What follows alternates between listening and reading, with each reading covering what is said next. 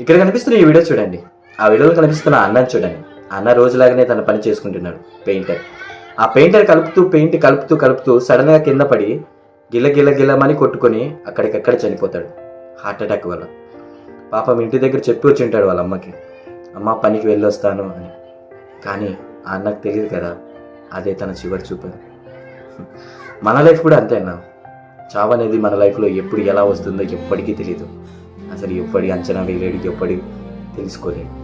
కానీ ఎప్పుడు వస్తుందో చావు తెలియదు.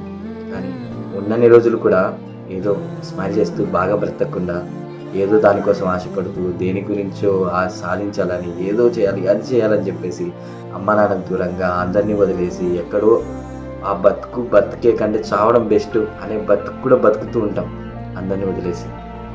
సో ప్లీజ్ ఇవన్నీ చూసైనా కొంచెం మారుదాం. మనం మన లైఫ్ని